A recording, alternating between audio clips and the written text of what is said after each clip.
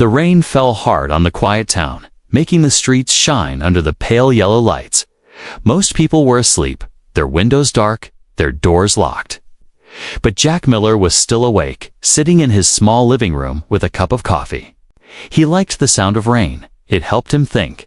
Tonight, though, the rain could not calm his mind. Something felt strange in the air.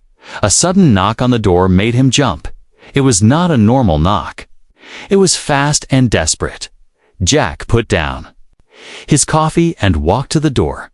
When he opened it, he froze. Standing there was a small girl, soaked from head to toe. Her hair clung to her face. Her clothes were torn, and her large blue eyes glowed faintly in the dark. She looked up at him and spoke in a trembling voice. "Be my dad. I won't misbehave." Jack stared at her, unsure if he had heard right. Her voice was soft, but every word was heavy with fear. Before he could answer, she looked over her shoulder at the empty street. "They are coming. Please help me," she whispered. The way she said they made Jack's skin crawl. He stepped aside and let her in without thinking. The girl moved quickly, dripping water onto the wooden floor. She kept glancing at the door, as if expecting it too burst open any second. Jack shut the door and locked it. He turned to ask her who she was, but then he saw her face clearly under the light. Her skin had a soft, silver sheen, like moonlight on water. Her ears were slightly pointed, and faint markings glowed on her neck. She was not human. Jack felt his chest tighten. He had never seen an alien in real life, only on the news. Most people avoided them. Some feared them, others hated them. But this girl was just a child, shivering. In his living room, "What's your name?" Jack asked carefully. "Lyra," she said, her voice still shaking. "Lyra, why are you here? Where are your parents?" "My stepmother threw me out," Lyra replied. "She said I was dangerous. She said I didn't belong." Jack could see she was on the edge of breaking down, but before he could comfort her, a low rumble echoed through the street outside. The windows rattled slightly, and the lights flickered. Lyra's eyes went wide. "They found me," she whispered. Jack walked to the window and peeked through the curtain. At first, he saw nothing but rain and shadows. Then a shape appeared at the end of the street, tall, dark, and moving slowly. The shape was followed by two more, each carrying a strange glowing device. Jack's breath caught. The figures scanned the street like hunters looking for prey. Lyra grabbed his sleeve, her small hands cold. "Please, don't let them take me," she begged. "If you give me a home." "They can't take me." Jack's mind raced. This was not his problem, he told himself. But the fear in her voice, the way she clung to him, made it impossible to turn her away. Outside, the figures moved closer, their heavy steps echoing in the night. "Do they know you're here?" Jack asked. "Not yet," Lyra replied, "but they can smell me. They can hear my heartbeat." Jack felt a shiver run down his spine. He knew if he let her stay, his life would change forever. He also knew if he sent her out there, she would be gone before morning. A sudden loud bang hit the porch. Jack jumped back from the window. Another knock, heavy, sharp, and impatient, opened the door. A deep voice commanded, muffled by the rain.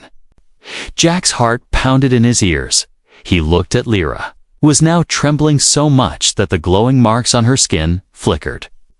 Jack didn't know why, but he made his choice, downstairs, in the basement. "Now," he whispered. Lyra obeyed, running quietly across the room and vanishing down the steps. Jack took a deep breath and opened the door. A tall figure in black armor stood there, rain dripping off his helmet. "We're looking for someone," the figure said, his voice low and cold. "A dangerous alien." Jack kept his face calm. "Haven't seen anyone," he replied. The armored man tilted his head, studying Jack as if trying to read his thoughts. Behind him, the other two figures scanned the houses with their glowing devices. After a tense pause, the man stepped back. "If you see her, call us," he said. Jack nodded and closed the door, locking it quickly. He went to the basement door and opened it. Lyra was crouched in the corner, holding something in her hands. It was a small stone that glowed faintly when Jack stepped. Closer, he felt a strange warmth coming from it. "They're gone." "For now," he said. Lyra looked up at him with tear-filled eyes. "They won't stop. They never stop." She whispered. Jack didn't know what he had gotten himself into. But one thing was certain, the night was far from over. The basement smelled of dust and old wood. Jack turned on a small lamp, casting a warm glow across the room. Lyra sat on the floor, still clutching the glowing stone to her chest. Her wet hair clung to her face, and her eyes seemed lost in another world. Jack sat on an old chair, leaning forward. "Lyra, tell me what happened," he said softly. At first, she stayed quiet. Only the sound of rain above them filling the air. Then, slowly, her voice came. "It started after my father disappeared," she said. Her words were calm, but her hands tightened around the stone. Jack listened as she told her story. Her father had been a pilot from another world. He crashed on Earth many years ago. Injured and alone, a human woman found him kind at first, caring and curious. That woman became his wife. She was the stepmother at first. Things were good, Lyra explained. She was just a little girl then, her markings faint, her abilities weak. Her father taught her about the stars, about the different moons in their home system. He would sing songs in their alien language to help her sleep. But then one day, he left on a trip and never came back. No message, no sign, no clue. That's when the stepmother changed. "She hated me," Lyra whispered. "She said I looked wrong. My eyes made her sick." Jack saw her lips tremble, but she kept speaking. "She stopped giving me food sometimes. Told me to sleep in the garage, even when it was cold." Her voice dropped lower. "Sometimes she locked me outside all night." Jack felt anger rise in his chest. This was a child, alien or not, and no one should be treated like that. "What about the stone?" he asked. Lyra looked down at it, her small fingers brushing over its glowing surface. "My father gave it to me before his last trip," she said. "He said it would keep me safe, that I must never give it to anyone." Her eyes darkened. The stepmother wanted it. She tried to take it many times. One night, the stepmother came into Lyra's small corner of the garage. "She told me my father was dead," Lyra said, her voice shaking. "She said I was nothing without him, and that others would come to take me away the next morning." She threw Lyra's few clothes into a plastic bag and pushed her out the door. She said, "If I came back, she would call them."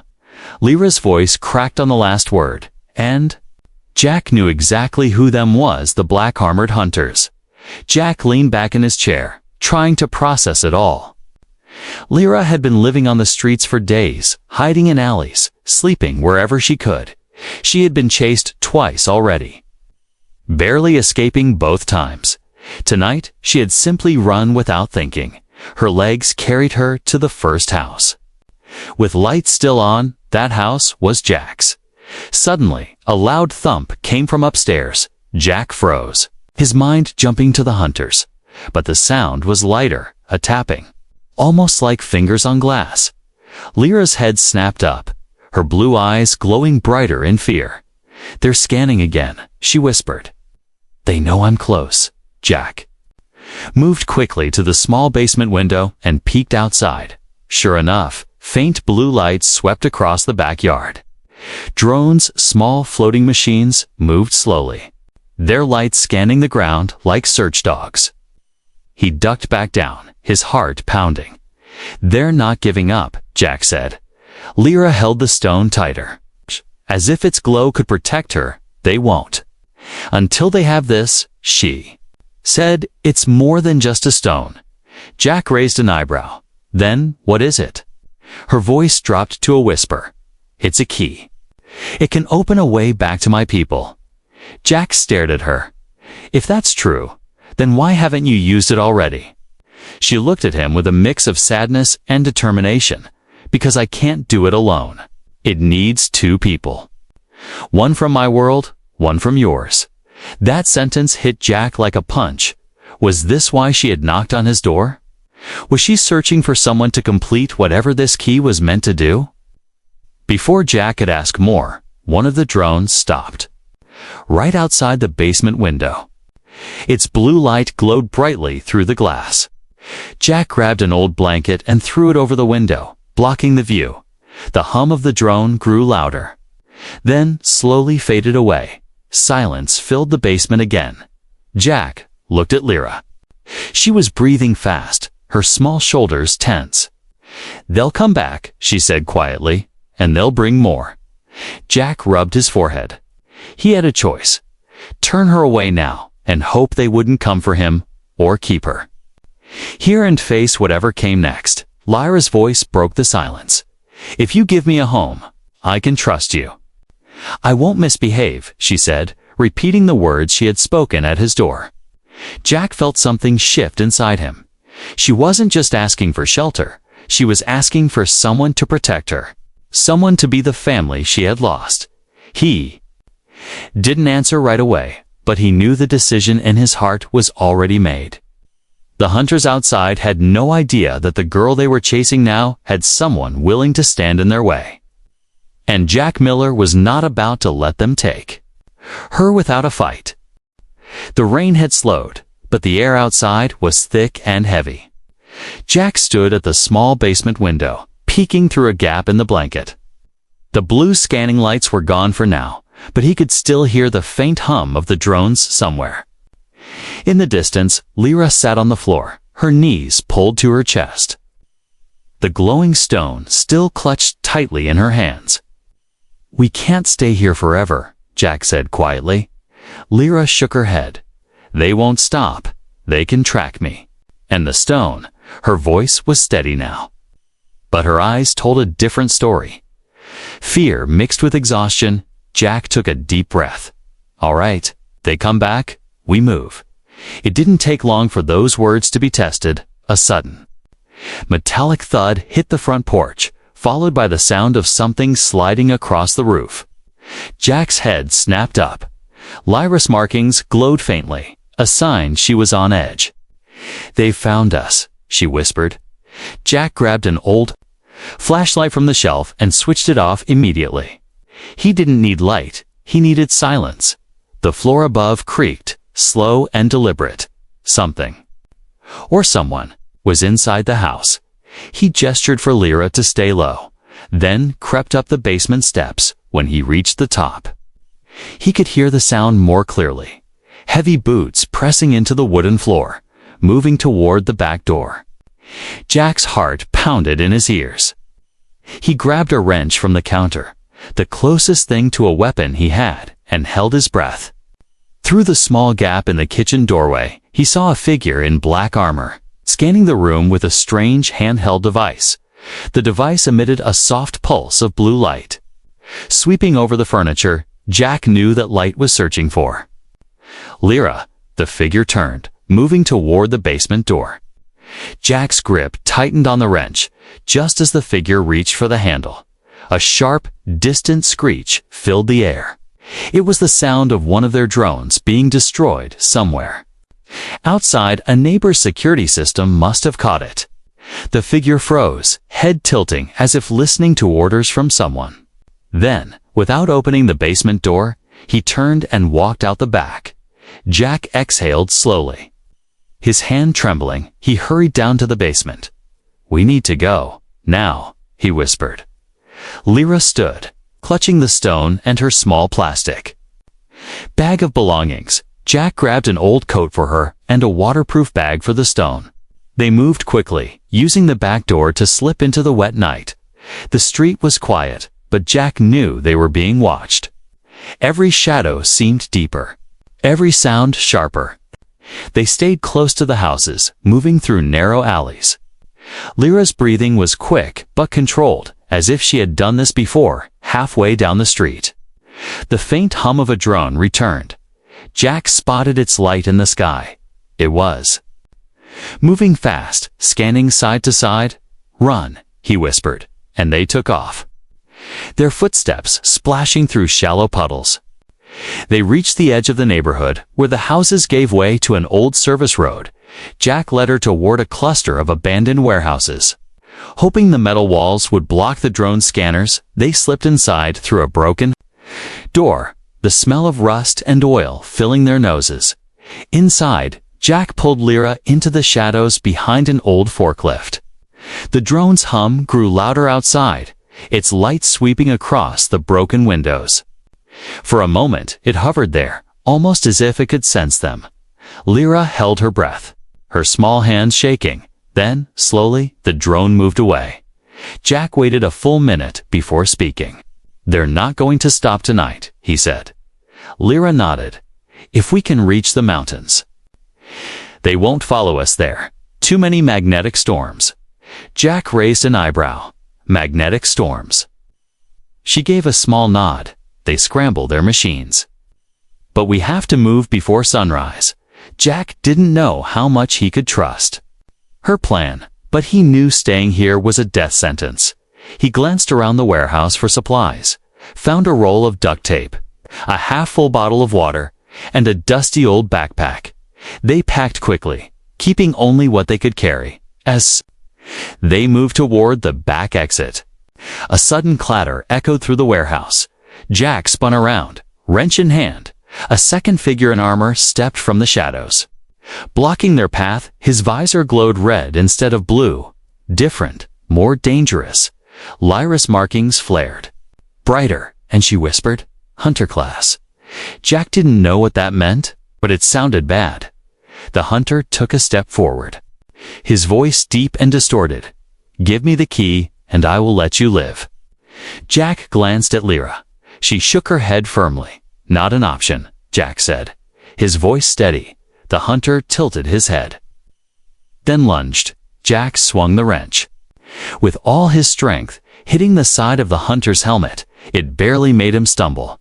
But it was enough for Lyra to pull Jack toward the back door. They ran into the cold night, the sound of the hunter's heavy steps following close behind. Up ahead, the dark outline of the mountains loomed in the distance. They had a long way to go, and the night was far from over. The cold wind cut through Jack's coat as he and Lyra ran along the narrow service road. Behind them, the sound of the hunter's heavy footsteps echoed like distant thunder. Lyra's breathing was quick, her glowing markings flickering in the darkness. They ducked behind a row of rusted storage containers, both crouching low. For a moment, the night fell silent. The hunter's footsteps faded, replaced by the soft hum of a distant drone. Jack leaned against the metal wall, trying to catch his breath. Lyra held the glowing stone tight against her chest, as if it was the only thing keeping her alive. Jack glanced at her. "Tell me something," he said, keeping his voice low. "Why should I risk my life for you?" "Why me?" Lyra's eyes met his, and for a second she looked older than her years. "Because you're not like them," she said simply. "You opened the door." Her words were soft, but they hit hard. Jack had always been a loner. No wife, no kids, just his quiet little house. He never thought of himself as a hero, but here he was, hiding from alien hunters with a glowing-eyed child. He rubbed his forehead, feeling the weight of the night pressing on him. "Where's your father?" he asked, her face darkened. "They took him," she said. "They told my stepmother if she helped them, she could keep our home." And everything inside it, Jack felt his stomach twist. This wasn't just about her. There was another life at stake. "Why do they want you so badly?" he asked. "They think the key will open a weapon," Lyra said, "but it doesn't. It opens a way to freedom." Before Jack could reply, the sound of crunching gravel came from the other side of the containers. Lyra tensed. Jack motioned for her to stay put, then peered around the edge. A man in black armor stood there, the same kind who had knocked on Jack's door earlier. This one held a small scanning device that beeped rapidly. Jack's pulse quickened. The man stepped closer, aiming the scanner at the containers. Jack grabbed Lyra's arm and whispered, "Move now." They slipped between two containers, keeping low. The man turned at the sound, but saw nothing but shadows. They made it to the far side of the storage yard. But just as Jack thought they were clear, a voice called out from behind them, "Stop." It wasn't a shout. It was calm, confident, and much too close. Jack turned slowly, his wrench still in hand. The hunter stood there, his red visor glowing like fire in the dark. He didn't rush toward them. He simply walked forward as if he already knew the outcome. "You can't protect her," the hunter said. "She is not yours. She belongs to us." Jack's jaw tightened. "She's not property," he said. "She's a child."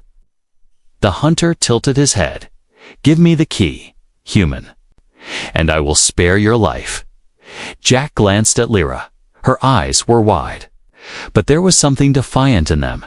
"I told you," she whispered. "Never give it to them." Jack's mind raced. If he refused, the hunter would kill him. If he agreed, Lyra would be taken, and whatever hope she had would die. There was no middle ground. His hand tightened on the wrench, his decision settling in his chest like stone. "You're not getting her," Jack said, his voice steady. The hunter paused, as if surprised, then let out a low mechanical laugh. "You think you can fight me?" Jack didn't answer. Instead, he swung the wrench with all his strength. Aiming for the hunter's helmet, the blow connected. But the hunter barely staggered. Lyra grabbed Jack's hand. "Run," she said, her voice urgent. They darted into the dark, weaving between the containers as the hunter's heavy footsteps followed. Behind them, a blast of red energy tore through a container wall. Sending sparks into the night, they reached a fence at the far end of the yard. Jack boosted Lyra over first, then scrambled up after her. The hunter fired again, the beam grazing the metal near Jack's head. They landed on the other side, hitting the ground hard but not stopping, a few hundred meters ahead. Jack spotted the dark outline of an old farmhouse.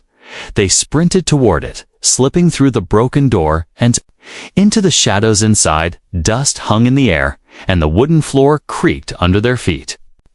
Jack found a corner near a collapsed staircase and motioned for Lyra to hide there.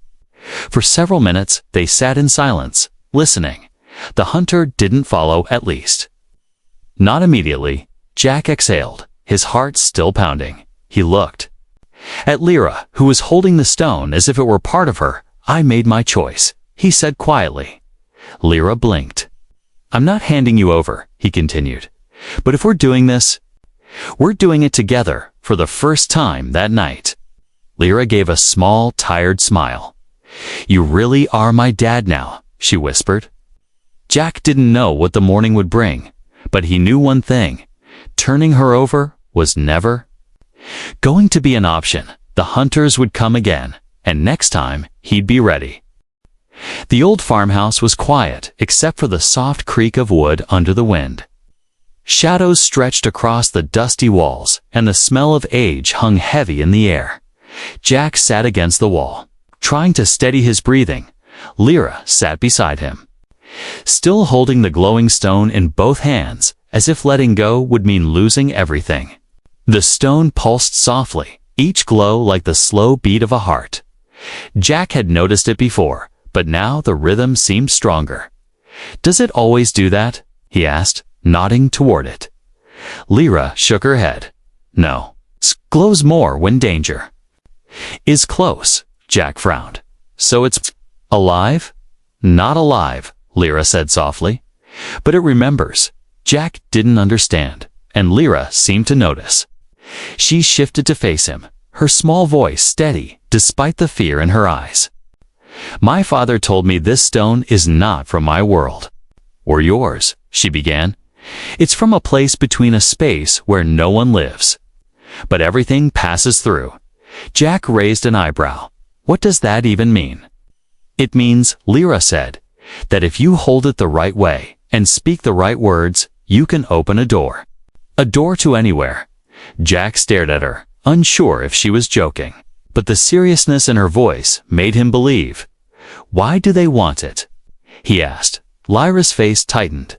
"Because, if they have it, they can open a door to my world. And take control." Jack rubbed his chin. "So this is bigger than just saving you?" Lyra nodded. "It's about saving everyone." Jack leaned back against the wall, trying to take it all in. He wasn't a soldier, or a spy, or anyone important. He was just a man who fixed things for a living, and yet, here he was, holding the fate of another world in his hands, or rather, in the hands of a scared child who had trusted him. Outside, the faint hum of drones returned, drifting through the night air like distant insects. Lyra glanced at the window, her eyes narrowing. "They're sweeping the area again," she whispered. Jack pushed himself to his feet and checked the doorway. "We need to be gone before sunrise," he said. "But before we go, I need to know something." He crouched in front of her. "You said the stone needs 2 people to work. One from your world, one from mine." Lyra nodded. "Yes." Jack tilted his head. "Why?" "'Cause it needs balance," she said. "It needs both kinds of life. Otherwise, the door won't open or it will break." Jack let that sink in. "So you came to me." "Because I was the first person to open the door when you knocked." Her lips curved into the faintest smile. "Not just that. I knew. The moment I saw you, you would help me." Jack didn't know whether to laugh or curse. He had been pulled into something he didn't understand, and there was no turning back.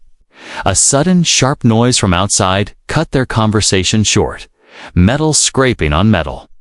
Jack's heart pounded. The sound was coming from the side of the house. He moved quickly to the window and peeked through a gap in the boards. A black-armored soldier was kneeling beside the wall, attaching something small and blinking. "Tracker," Jack muttered under his breath. He turned to Lyra. "We're leaving." Now she stood without hesitation, slipping the stone into the waterproof bag he had given her earlier. Jack grabbed the backpack of supplies and the wrench, his only weapon. They slipped out the back door into the cold, wet night. The moon was low, hidden behind fast-moving clouds. They kept low as they crossed the overgrown field behind the farmhouse, heading toward a line of trees. Halfway across, a red beam of light cut through the darkness, grazing the grass near their feet. "They've seen us," Lyra whispered. Jack didn't look back. He grabbed her hand and pushed forward. Heavy footsteps pounded behind them, followed by the sharp, whining hum of drones overhead. They reached the tree line just as a blast of energy struck the ground where they had been standing seconds before. Inside the cover of the forest, the shadows wrapped around them like a shield. Jack slowed for a moment, listening. The footsteps were still coming, but slower now. As if the hunters were spreading out. "They won't stop," Lyra said, her voice barely audible. Jack glanced at her. "Then we make them." They moved deeper into the woods until they found a small clearing. Jack dropped a backpack and crouched beside her. "Show me how it works," he said. Lyra looked at him for a long moment, then nodded. She pulled the stone from the bag and held it between them. The glow brightened immediately, casting pale blue light over their faces. "Put your hand on it," she said. Jack hesitated only a second before pressing his palm against the smooth surface. The warmth from before returned, but stronger now. Lyra began to speak in a language he didn't understand. The words were soft but carried power. For a brief moment, the air around them shimmered, like heat rising from pavement. Then, as quickly as it started, it stopped. Lyra's eyes widened. "They've blocked it," she said. "They're jamming the stone. We can't open the door here." Jack's jaw tightened.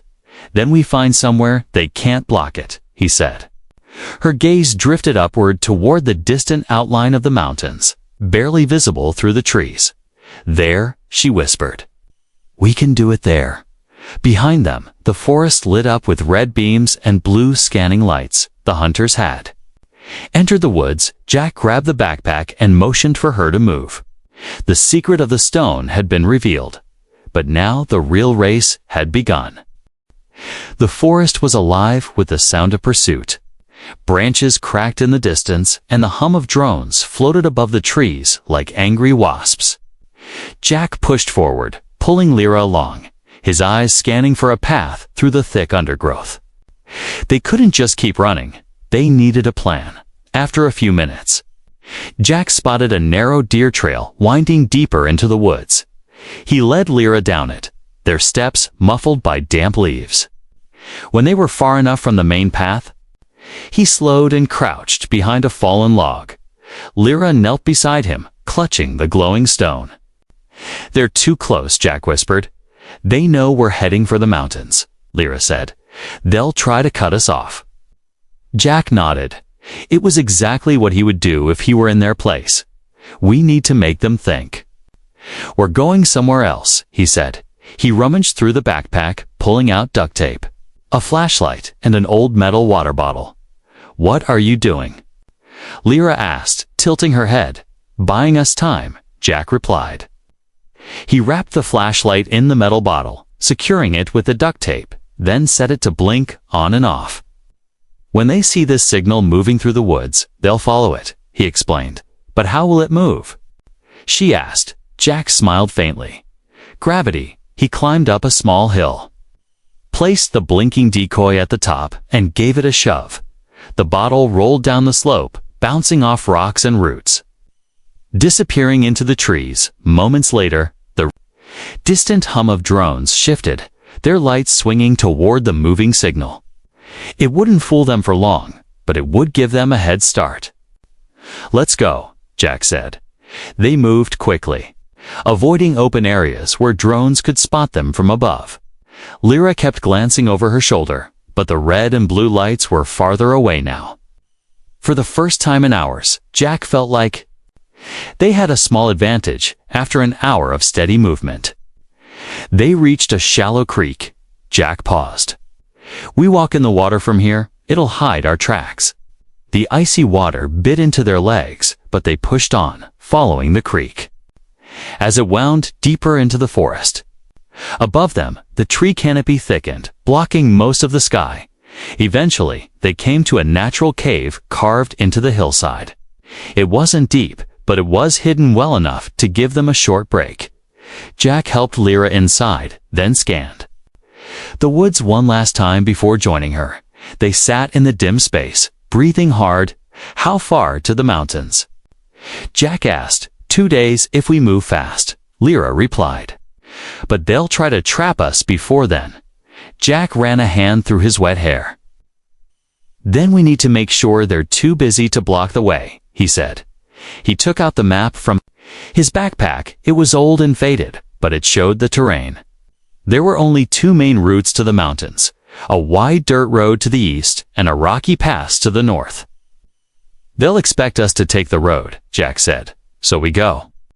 Through the pass, Lyra frowned. "It's dangerous storms, rock slides, and things that live there," Jack shrugged. "Better than getting caught." Lyra hesitated, then nodded. "Okay. But we'll need supplies, food, warm clothes, maybe ropes," she said. Jack pointed at a small town marked near the base of the mountains. "If we can reach this place by tomorrow night, we can get what we need." They sat in silence for a moment, both knowing it wouldn't be that easy. Then a faint static sound came from Lyra's bag. She froze, slowly pulling out a small, battered communicator. The voice that came through was cold and familiar. "Lyra, come back, or he dies." Jack stiffened. Lyra's face went pale. The voice continued. "Your father is alive, for now." Then the transmission ended, leaving only the quiet drip of water in the cave. Jack's jaw tightened. "They have him," he said. Lyra's voice trembled. "If I go, they'll kill me. If I don't, they'll kill him." Jack met her gaze. "Then we make sure they can't do either," he said. An idea was forming in his mind. Risky? Maybe suicidal, but it might work. They couldn't just sneak to the mountains anymore. Now they had to rescue her father, too. Tomorrow, Jack said. We changed the plan. We're going straight to their base. Lyra's eyes widened. That's insane. Jack nodded. Yeah. But it's the only way. She looked at him for a long moment, then slowly reached out and placed the stone in his hand. If we're doing this, you need to hold it, she said. It will trust you now. The stone's warmth spread through his palm, steady and strong. Jack closed his fingers around it. All right then, he said. Let's end this. The night was cold and silent as Jack and Lyra approached the edge of the enemy base. It wasn't a building, it was a massive landed ship. Its black hull gleaming under the thin moonlight. Strange blue lights pulsed along its sides, and tall, armored guards patrolled the perimeter. From their hiding place behind a cluster of boulders, Jack studied the movements of the patrols.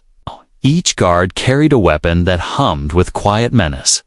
Lyra crouched beside him, her glowing markings dimmed almost completely. She pointed to the far side of the ship. That's the access point. It leads to the holding cells. Jack nodded. That's where your father is? Yes, she whispered. And where my stepmother will be waiting. The mention of the stepmother made Jack's jaw tighten. He had only heard her voice through the communicator, but it was enough to know she was cold and dangerous. All right, he said. Here's the plan. We move during the patrol shift change. Get in, grab your father, and get out before they know what hit them. Lyra looked at him, her eyes wide, and the stone. Jack held it up, feeling its faint warmth. We keep it safe if things go bad. We use it. Minutes later, the shift change began. Guards passed each other at the gates, their focus on their own exchanges rather than the shadows nearby. Jack and Lyra moved quickly, keeping low. Using the ship's massive landing struts as cover, the hum of the ship was deep and constant. Vibrating through the ground, they reached the access point, a circular hatch guarded by a single armored soldier. Jack tapped Lyra's arm, signaling her to stay put, then slipped behind the guard with a quick, silent strike from the wrench. The soldier collapsed. Jack dragged him out of sight and waved Lyra forward. The hatch hissed open, revealing a narrow corridor lit by dim blue panels. They slipped inside, closing it quietly behind them. The air was cooler here, with a faint metallic scent. Their footsteps were muffled on the smooth floor as they moved deeper into the ship. The holding cells were not far, but they had to pass through a control room first. Inside, two guards stood near a console. Their backs turned, Jack signaled. To Lyra, she reached into her bag and pulled out a small silver sphere. She pressed a button, and the sphere rolled across the floor, emitting a high-pitched whine. The guards turned instantly. Distracted by the sound, Jack took the chance. To slip behind them and knock them both out, they hurried to the holding cells. The doors were tall and narrow. With glowing locks in the third cell, Jack saw him, a tall, alien man with silver skin like Lyra's, but his eyes were dim with exhaustion. "Dad," Lyra whispered, her voice breaking. Her father looked up slowly, shock and hope battling. In his gaze, Jack moved to the control panel and began searching for the release mechanism. Before he could find it, a voice filled the room.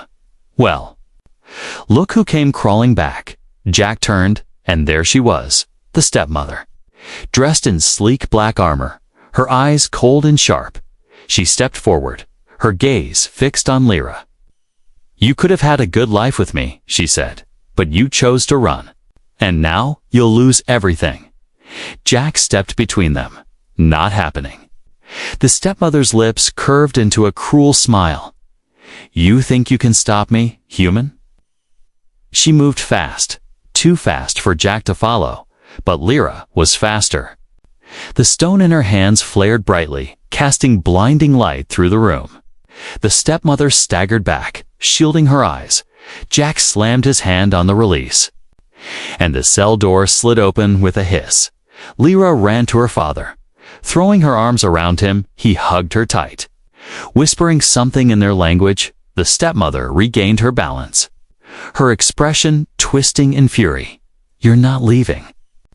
She hissed, raising a weapon. Jack stepped forward, gripping the stone with one hand and Lyra's arm with the other. "Now," he said.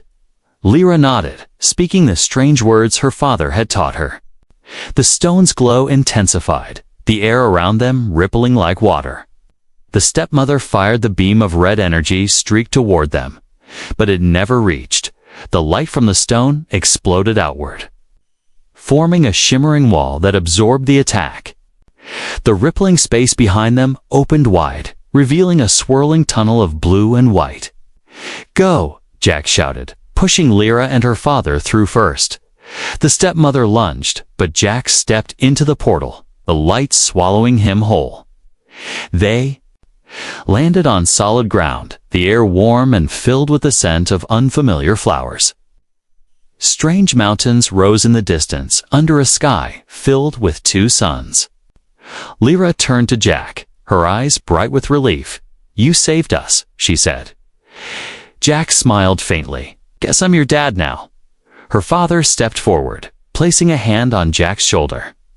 "You are more than that. You are family," he said. Behind them, the portal shimmered and closed, cutting off the last trace of the stepmother's voice for the first time in a long time. Jack felt at peace. The chase was over, but their story was just beginning.